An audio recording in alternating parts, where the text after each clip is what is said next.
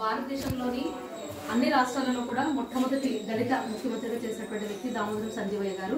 అత్యంత పేద కుటుంబంలో పుట్టినప్పటికీ కూడా ఆయన ఉన్నత విద్యను అభ్యసించి మద్రాస్ లా కాలేజీలో న్యాయ విద్యను అభ్యసించి తర్వాత ఇండియన్ నేషనల్ కాంగ్రెస్ లోన జాతీయ స్వాతంత్ర పోరాటం సమయం నుంచి కూడా పనిచేయడం అనేటువంటి జరిగింది. తర్వాత ఆంధ్రప్రదేశ్ మద్రాస్ నుంచి విడిపోయి ఆంధ్ర రాష్ట్రంగా ఏర్పడి ఆ తర్వాత 1960 నుంచి 62 మధ్య కాలంలో 2 సంవత్సరాల పాటు ఆయన ఆంధ్రప్రదేశ్కి రెండవ ముఖ్యమంత్రిగా పనిచేయడం అనేటువంటి జరిగింది. ఒక సాధారణమైనటువంటి జీవితాన్ని గడుపుతూ ఉన్నతమైనటువంటి రాజకీయ విలువల్ని ఎలా పాటించాలి అనేటువంటిది మనం ఆయన యొక్క జీవితాన్ని చూసి నేర్చుకోవచ్చు. ఈ యొక్క అవకాశం ఇచ్చినటువంటి కర్నూలు ప్రాంతవాసి కావడం మనకు ఎంతో గర్వకారణం. కర్నూలు ప్రాంతం కల్లూరు మండలంలోని పెద్దపాడు గ్రామానికి సంబంధించినటువంటి వ్యక్తి దామోదరం సంజీవయ్య గారు.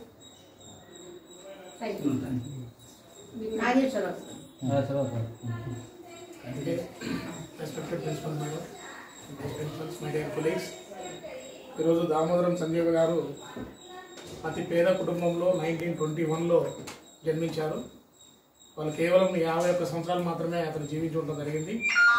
ఆంధ్రప్రదేశ్ 1956 నవంబర్ 1న ఏర్పడిన తర్వాత మొదటి ముఖ్యమంత్రిగా నీలం సంజీవ్ రెడ్డి చేసిన తర్వాత దళిత ముఖ్యమంత్రిగా దేశంలో మొదటివారు.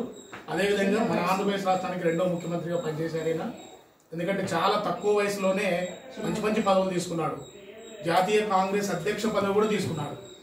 జాతీయ కాంగ్రెస్ అధ్యక్ష పదవి తీసుకున్న మొదటి దళిత వ్యక్తి కూడా దామోదరం సంజీవయ్య గారు. ఎందుకంటే తక్కువ ఏజ్ ఉన్నా కూడా ప్లస్ అదేవిధంగా కేవలం 38 సంవత్సరాల వయసులోనే ముఖ్యమంత్రిగా పనిచేశాడు. 1960లో ఆంధ్రప్రదేశ్ ముఖ్యమంత్రిగా బాధ్యత చేపట్టడం జరిగింది 1960లో. కాబట్టి మంచి నాయకుడుగా మరి దళిత ముఖ్యమంత్రి. ఎందుకంటే ఆ రోజుల్లో మరి దళితుల్ని పక్కకు పెట్టేటువంటి రోజులు ఉన్నాయి, మనకు తెలుసు ఆ విషయం. కానీ ఇదేం లెక్క చేయకుండా జాతీయ కాంగ్రెస్ కూడా నీలం సంజీవ్ రెడ్డి తర్వాత ఆయననే ఈ పదవికి తీసుకురావడం జరిగింది. కాబట్టి మనకున్నటువంటి ఒక స్వతంత్రోద్యమ నాయకుల్లో ఒక గొప్ప వ్యక్తిగా కూడా మరి దామోదరం సంజీవ్ అని చెప్పొచ్చు. వారు కూడా ఆంధ్రప్రదేశ్ రాష్ట్ర అవతరణ కోసం చాలా ప్రయత్నం చేశారు. అదే పొట్టి శ్రీరామ్ గారు వీళ్ళందరూ కూడా ఆంధ్ర రాష్ట్ర అవతరణ కోసం ప్రయత్నం చేసిన నెక్స్ట్ దశలో ఆంధ్రప్రదేశ్ ఏర్పడటానికి ఒక కారకుడుగా దామోదరం సంజీవ్ గారు కూడా నిలిచారని చెప్పొచ్చు.